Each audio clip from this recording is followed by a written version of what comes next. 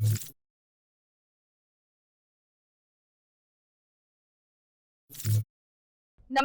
હું છું પ્રિયા અને તમે જોઈ રહ્યા છો જનતા કી જાણકારી ન્યૂઝ।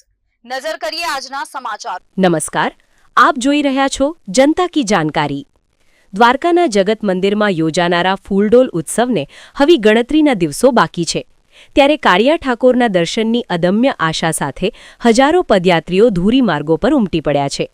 ખાસ કરીને જામનગરના માર્ગો અત્યારે જય દ્વારકાધીશના નાદથી ગુંજી રહ્યા છે।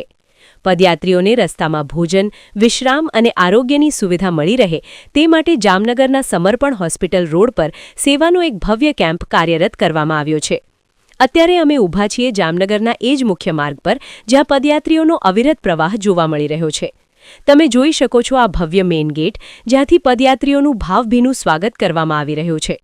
કેમ્પની અંદરના દ્રશ્યો પર નજર કરીએ તો અહીં શ્રદ્ધાળુઓ માટે ગરમાગરમ સાત્વિક ભોજન અને પ્રસાદની સુંદર વ્યવસ્થા કરવામાં આવી છે।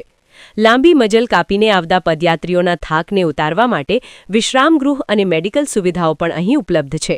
આ સમગ્ર સેવા યજ્ઞનું સુંદર આયોજન સેવાભાવી અગ્રણી વિજયભાઈ નંદાણીયા અને તેમની ટીમ દ્વારા કરવામાં આવ્યું છે। વિજયભાઈ અને તેમની ટીમ દિવસ રાત જોયા વગર પદયાત્રીઓની સેવામાં ખડે પગે કાર્યરત છે।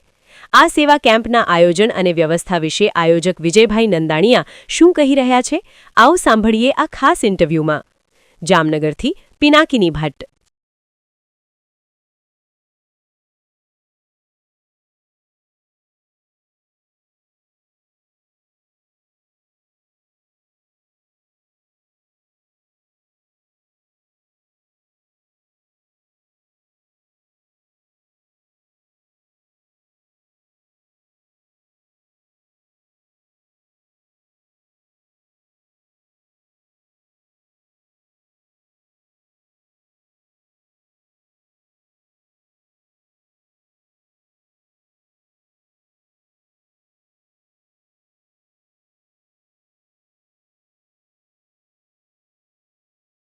દ્વારકા ફૂલડોલના દર્શન કરવા માટે હજારો યાત્રીઓ જ્યારે ખૂબ મોટી સંખ્યામાં જઈ રહ્યા છે, ત્યારે ગુજરાત ખૂબ જ કૃષ્ણની ભક્તિમય બન્યું છે અને ઠેર ઠેર સેવાના કેમ્પો કરવામાં આવી રહ્યા છે। એ કેમ્પની અંદર મેડિકલની સુવિધા, જમવાની સુવિધા તેમજ આરામની સુવિધા કરવામાં આવે છે।